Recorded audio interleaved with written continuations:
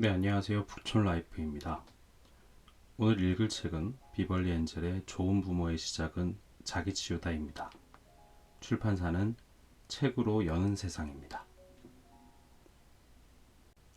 제6장 나를 비난하고 질책하는 마음속 목소리에서 벗어나기.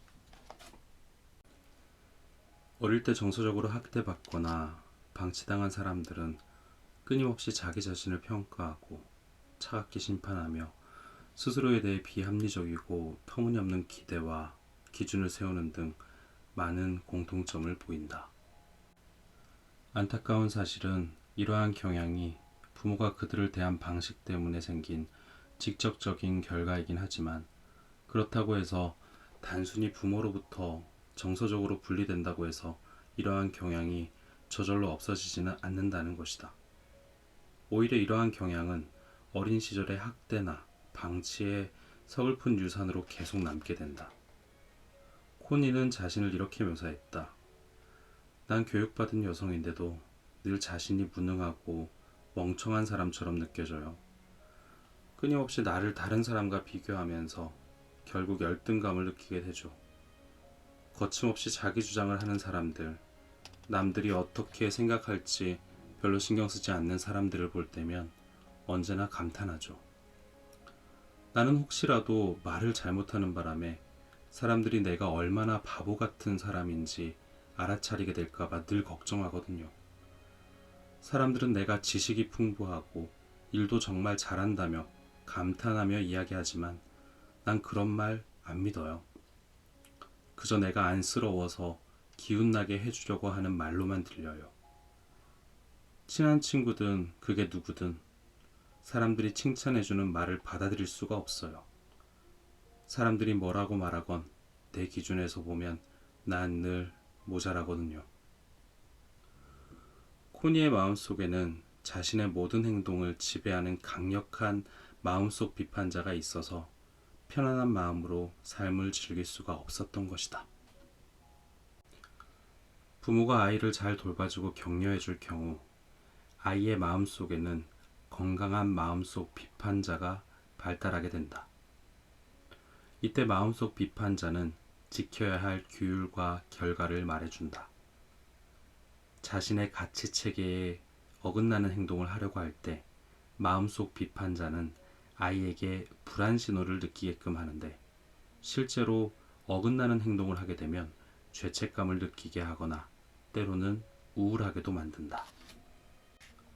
이렇듯 건강한 마음속 비판자는 스스로에게 벌을 줌으로써 자신의 도덕 체계에 따라 행동하게끔 한다.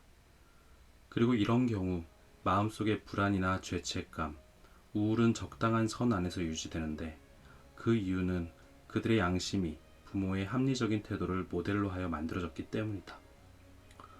이처럼 마음속 비판자가 건강한 수준에서 기능하게 되면 부모와 좋은 관계를 유지하면서 함께 지낼 수 있고 자신이 안전하고 보호받고 있다고 느낄 수 있다. 그리고 자신이 무력하지 않고 힘이 있다는 것도 느낄 수 있다. 그런데 학대받거나 방치당한 사람들의 경우는 마음속 비판자가 합리적이지 못하다.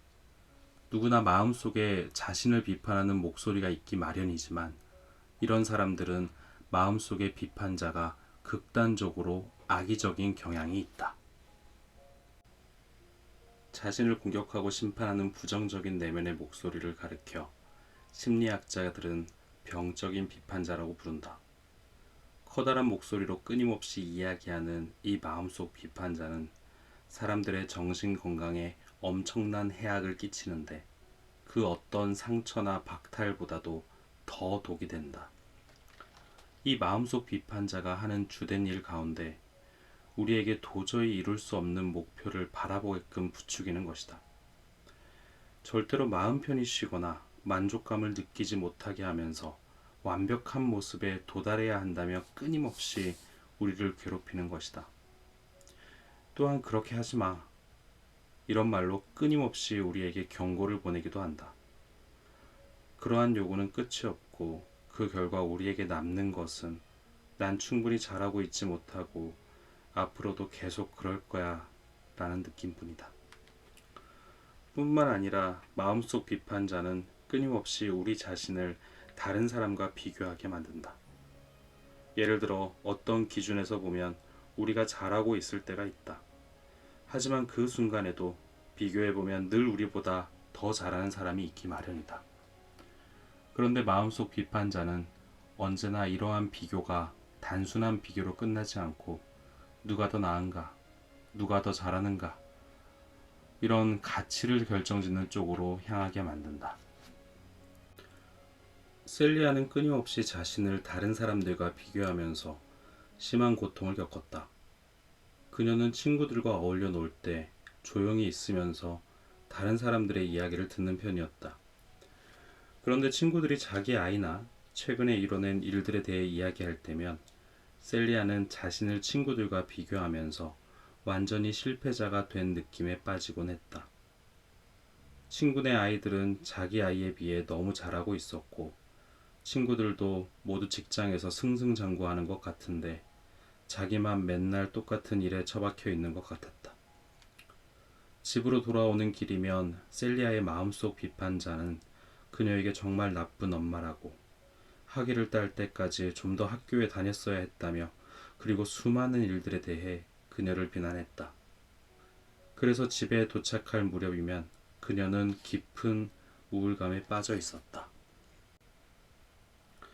슬픈 사실은 우리가 삶에서 무엇을 이루었느냐, 얼마나 많은 성공을 경험했느냐, 얼마나 잘생기고 아름답느냐 또는 우리가 자존감을 높이려고 얼마나 노력했느냐는 중요하지 않다는 것이다. 끊임없이 우리를 비난하거나 그때그때마다 우리의 성취를 깎아내리는 강력한 마음속 비판자가 있다면 우리의 자존감은 언제나 낮은 채로 남아있을 것이기 때문이다. 따라서 행복해지고 자존감을 높이려면 먼저 마음속 비판자를 잠재워야 한다. 그 첫 번째 단계는 마음속 비판자를 제대로 아는 것이다. 마음속 비판자의 목소리는 아주 교활한 데다 그 목소리가 바로 우리 자신인 것처럼 아주 깊이 스며들어 있기 때문에 그것이 미치는 파괴적인 영향을 깨닫기란 쉽지 않다. 자신을 비난하는 생각이나 목소리가 들릴 때 이 목소리는 마음속 비판자구나, 이렇게 의식적으로 알 수도 있지만 마음속 비판자는 습관처럼 작동하기 때문에 깨닫지 못하는 경우가 훨씬 더 많다. 보통 우리는 수치심을 느끼는 스트레스 상황에 있을 때에만 마음속 비판자를 깨닫는 경우가 많다. 예컨대 실수를 했을 때 바보 같으니 또 그랬어? 제대로 좀 못해? 이런 마음속 목소리가 그것인데 직장이나 학교에서 중요한 발표를 하기 전에 더 준비했어야지. 이제 바보 취급당할 거야. 또는 내가 얼마나 쫄았는지 다들 알 거야. 이런 소리가 마음속에서 들릴 수도 있다. 앞에서 이야기했듯이 거울을 들여다볼 수가 없고 심각한 우울증으로 괴로워했던 마리아는 자신의 마음속 비판자를 이렇게 묘사했다. 내 머릿속에는 집요한 목소리가 있어요. 들리는 말은 온통 네가 다 망쳤어. 넌 제대로 하지 못했어. 넌 실패자야. 이런 말뿐이에요. 설령 우리가 이런 말들이 마음속 비판자의 공격이라는 것을 알아차린다고 해도 그 말이 지극히 타당하고 정당하게 들릴 수도 있다. 하지만 결코 그렇지 않다. 그것은 우리가 자신을 비난하는 데 익숙해져 있고 자존감이 낮기 때문에 그렇게 느낄 뿐이다. 또한 마음속 비판자는 종종 그 자체가 우리 자신의 목소리인 것처럼, 그리고 무엇이 옳고 무엇이 필요하고 무엇이 어떤 의미를 갖는지에 대한 생각들이 우리 자신한테서 나온 생각인 것처럼 보이게 만든다. 그러나 속아서는 안 된다. 그 목소리는 우리의 진짜 목소리가 아니다. 우리 안에 살고 있는 다른 누군가의 목소리다. 그것은 바로 우리를 질책하고 비난하던 부모의 목소리다. 이것을 좀 더 분명히 확인하기 위해서는 부모님이 나를 위해 무엇을 원했는지, 그리고 나에게서 무엇을 원했는지 생각해보는 시간이 필요하다.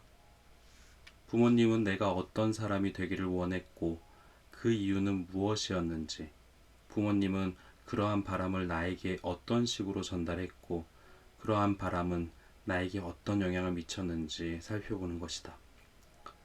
그리고 내 마음속 비판자가 나의 엄마나 아빠처럼 행동하는 면이 있는지도 살펴보아야 한다. 다시 말해, 내가 자신을 대하는 방식과 부모님이 나를 대하는 방식에 비슷한 점이 있는지 살펴보는 것이다.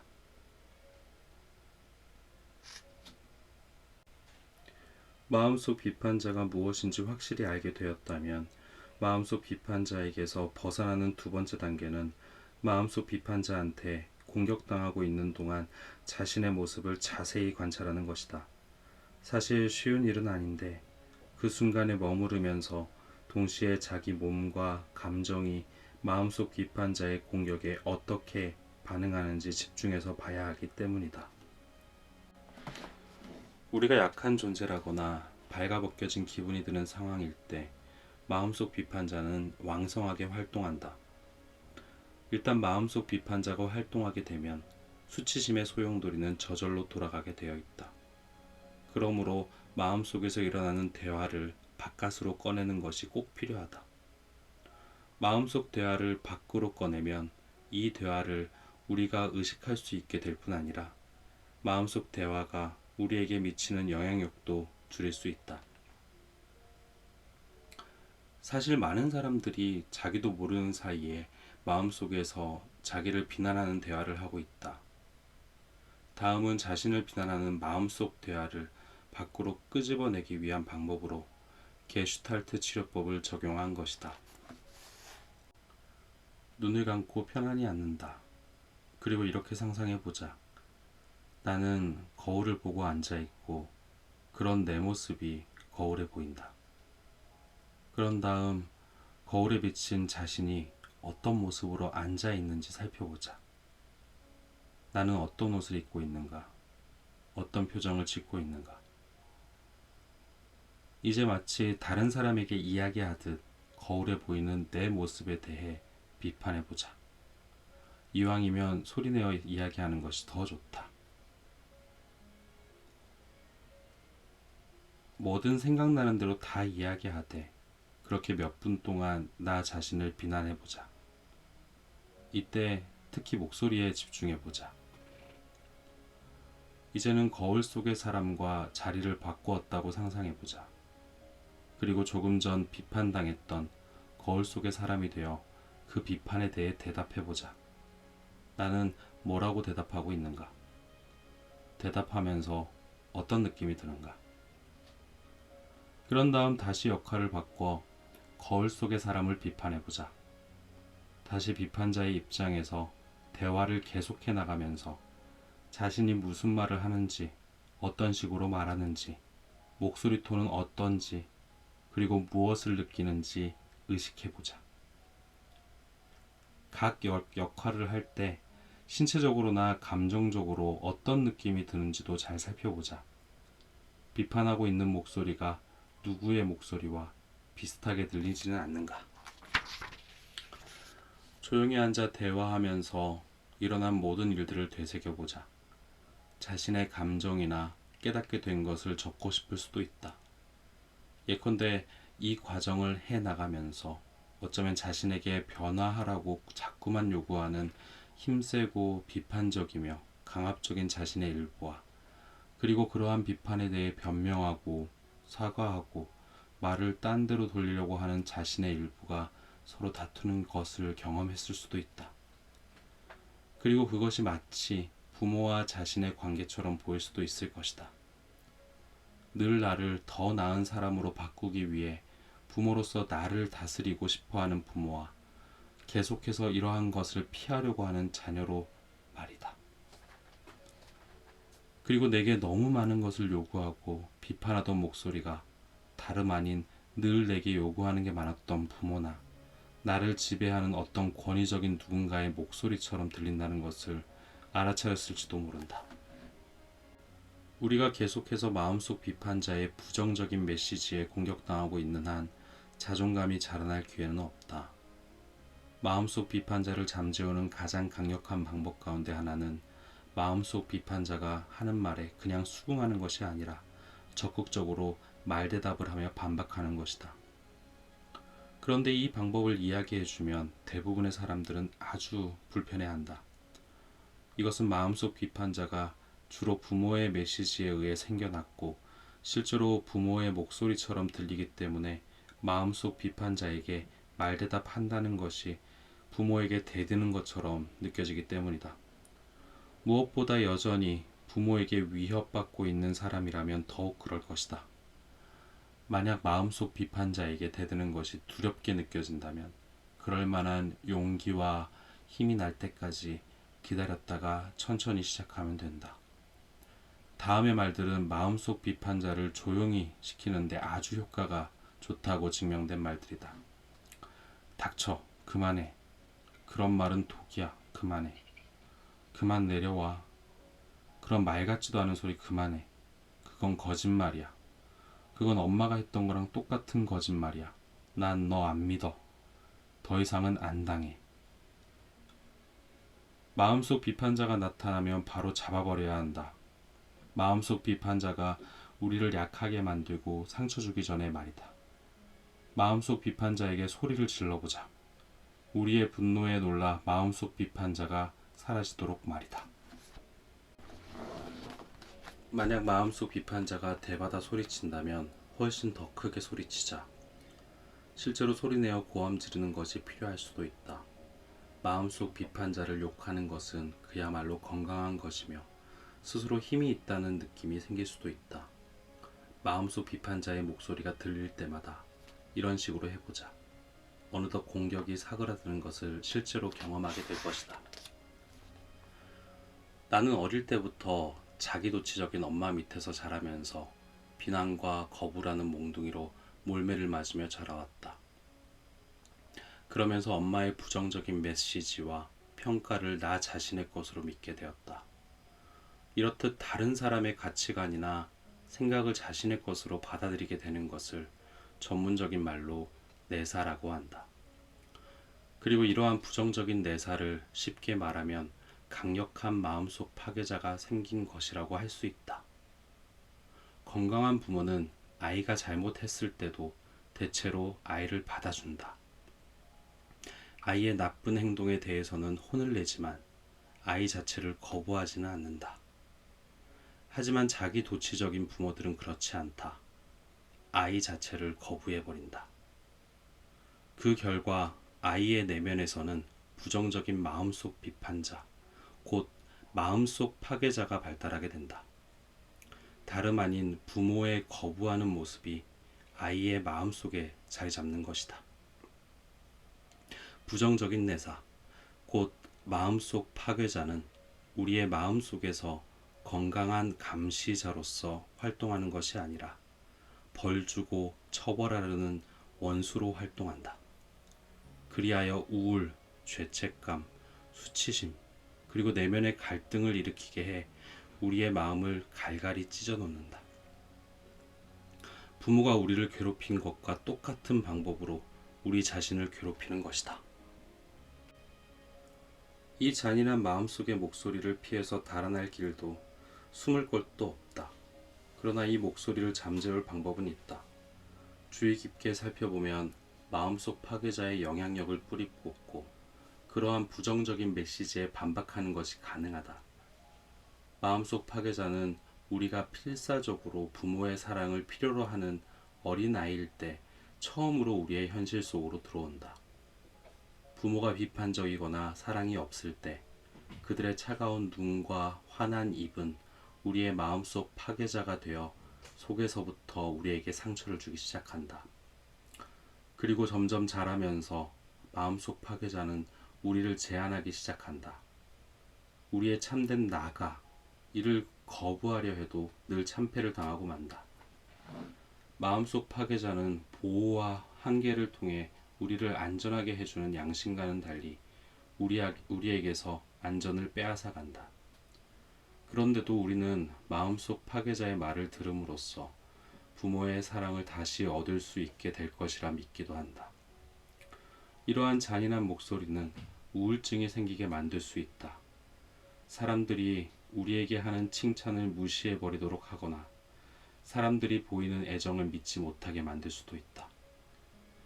마음속 파괴자는 우리에게 터무니없이 높은 요구를 하고 무능하고 가치 없다고 말하면서 우리의 변화하려는 노력을 막고 우리가 하려는 일마다 실패하게 만들 수도 있다. 그러면서 우리는 헛된 희망에 매달리게 된다. 언젠가는 부모의 사랑을 받을 수 있을 것이라는 희망의 말이다.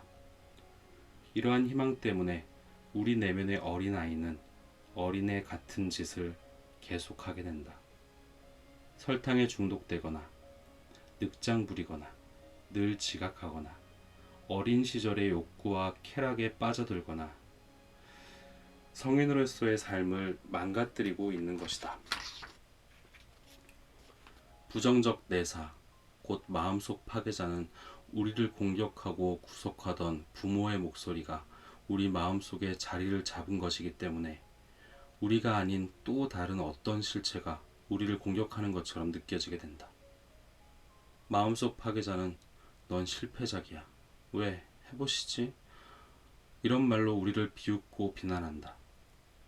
하지만 마음속 파괴자가 꼭 부정적인 메시지처럼 우리가 듣거나 알아볼 수 있는 형태로만 오는 것이 아니다.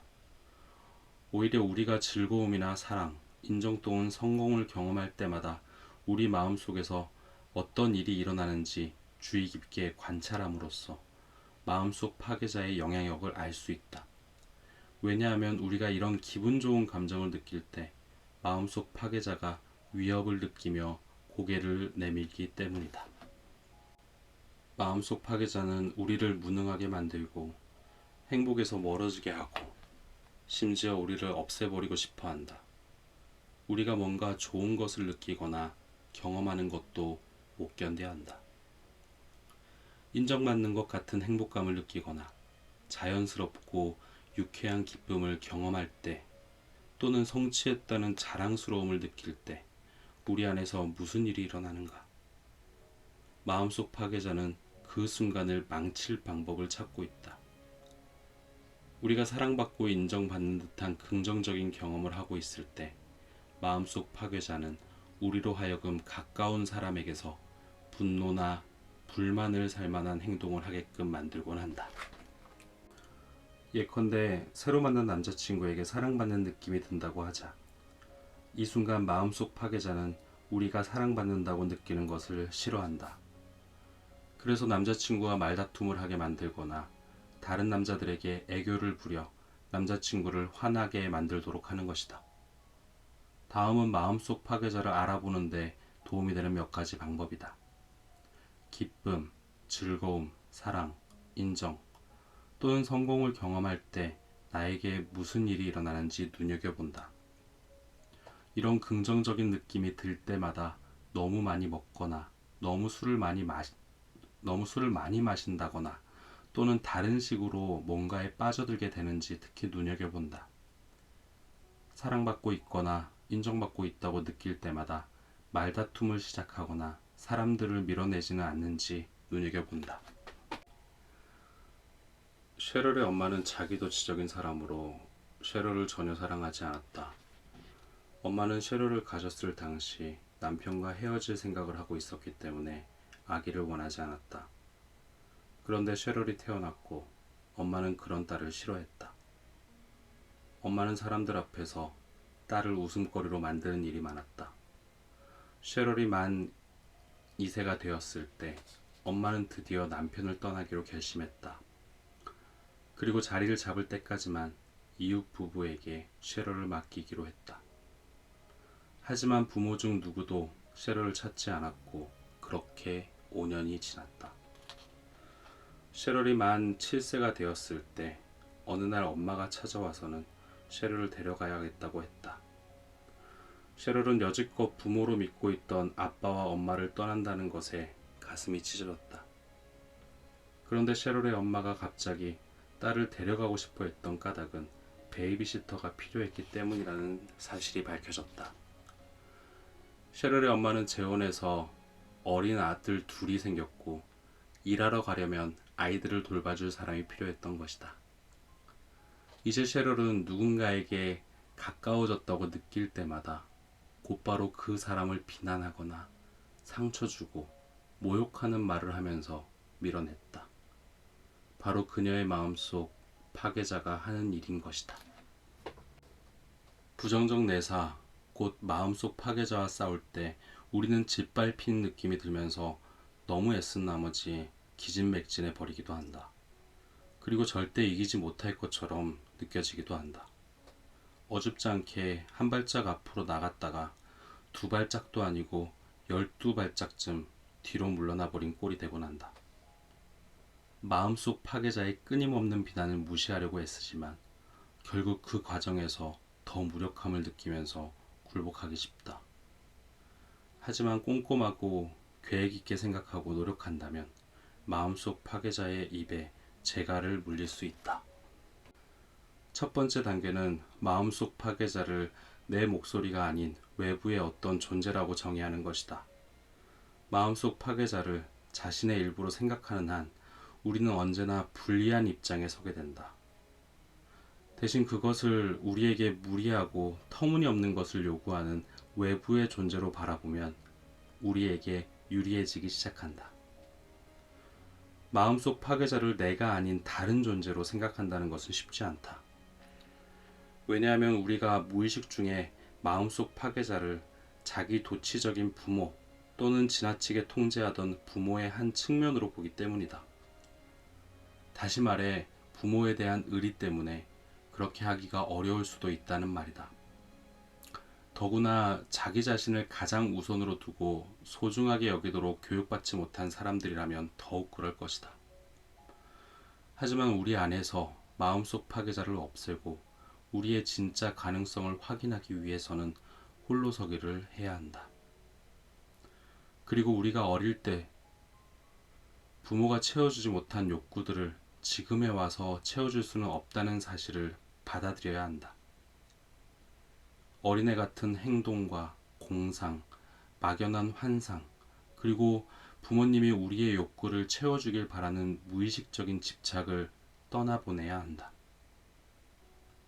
다음 두 가지 사실을 깨달아야 한다. 부정적인 내사, 곧 마음속 파괴자는 우리의 부모의 가치관을 이용하고 있는 것이며 자기도취적이거나 정서적으로 학대하는 부모의 가치관은 우리를 행복하게 해줄 수 없다는 것이다. 나는 늘 마음속에 내가 아닌 다른 누군가가 있는 듯한 느낌이 들곤 했다. 살면서 지금까지 그 목소리를 2번 들은 적이 있다.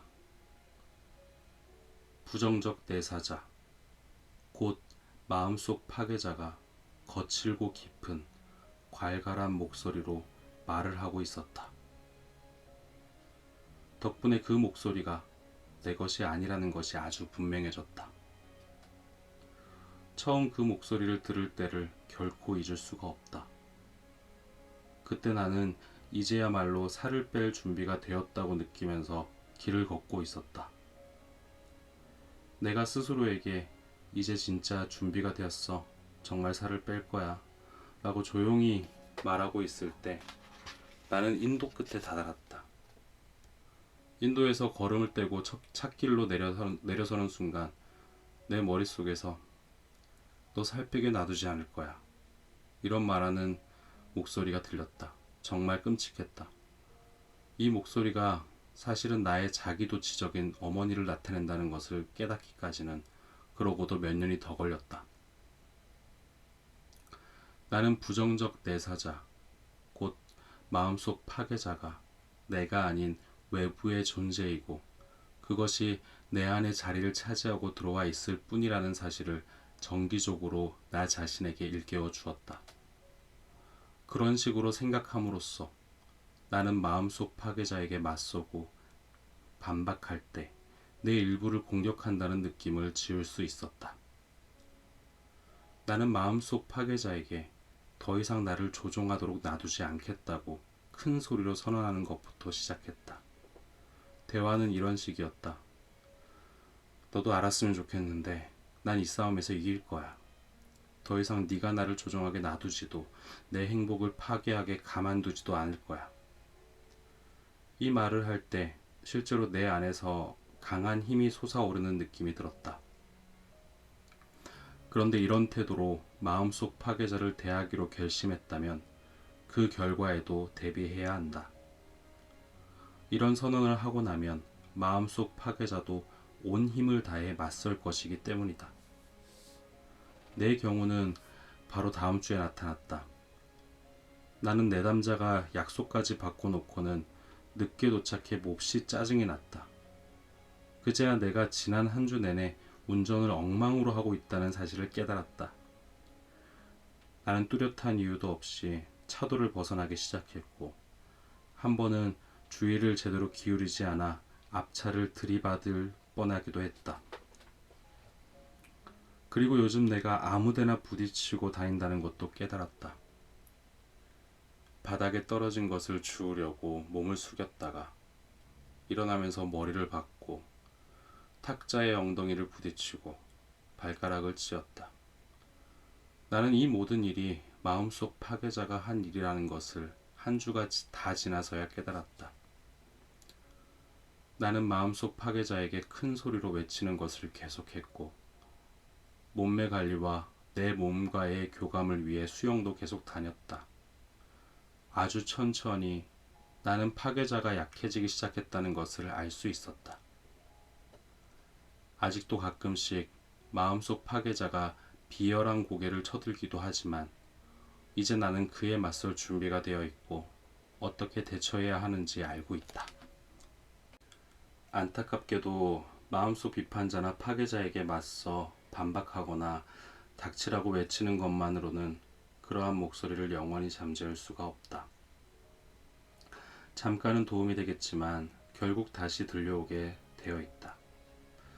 궁극적으로 해야 할 일은 그 목소리를 다른 목소리, 곧 부정적 메시지 대신 긍정적 메시지를 들려줄 수 있는 목소리로 바꾸는 것이다. 돌봐주고 지지해주는 목소리로 말이다. 그 목소리를 어떻게 만들어내는지에 대해서는 뒤에서 자세히 다룰 것이다. 우선 지금은 비판하는 목소리를 우리의 참된 가치에 대한 긍정적인 깨달음으로 바꾸는 데 집중하자. 물론 쉬운 일은 아니다. 왜냐하면 지금까지 살아오면서 나의 가치는 나의 행동에 달려있다고 믿으며 살아왔을 것이기 때문이다. 이제는 나를 뭔가를 이뤄낼 때마다 한 방울씩 채워지는 빈 그릇으로 보지 말고 내가 인간으로서 본래 갖고 있는 가치를 깨달아야 한다. 우리가 우리의 모습 자체로 이미 충분하다는 사실을 받아들일 수 있어야 한다는 뜻이다. 무언가를 이뤄내야만 가치 있는 존재가 되는 것은 아니다. 그런데 마음속 비판자는 우리에게 타고난 가치란 것은 없으며 사람은 가치 있는 존재가 될 수 있는 가능성이 있을 뿐이지 가치 있게 태어나지 않았다고 믿게끔 만들려고 한다. 하지만 우리는 이미 태어날 때부터 엄청난 선함과 지혜, 강인함을 갖고 태어났다. 다만 이것을 우리가 이미 갖고 있는 이것들을 되찾기만 하면 되는 것이다. 스스로에 대해 연민을 갖게 될 때 우리는 병적인 마음속 비판자를 본질적으로 잠재울 수 있다. 연민은 자존감의 본질이다. 자신에 대한 연민을 가질 때 자신을 있는 그대로 받아들일 수 있다.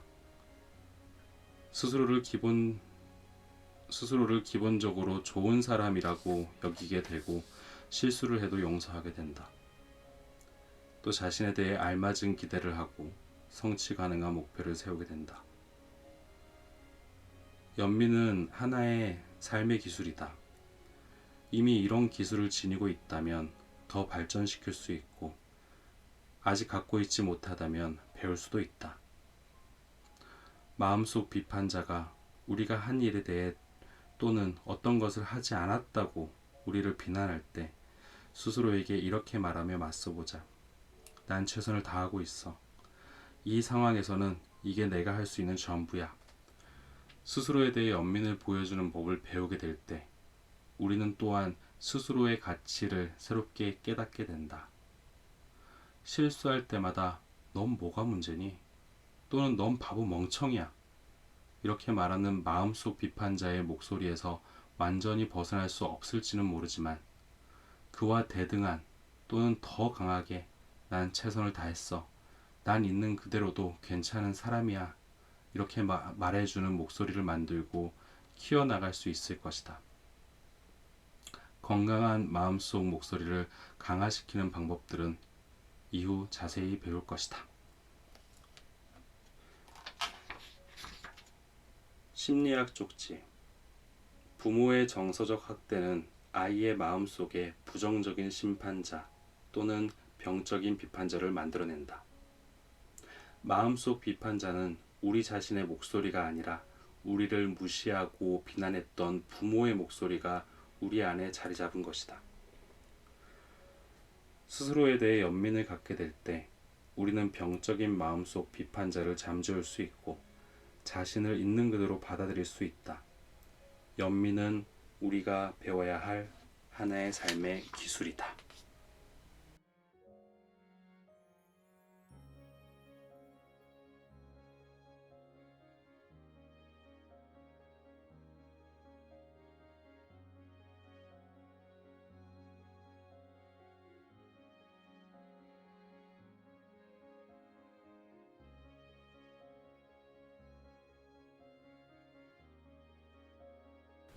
오늘 독서는 여기까지입니다. 들어주셔서 감사합니다.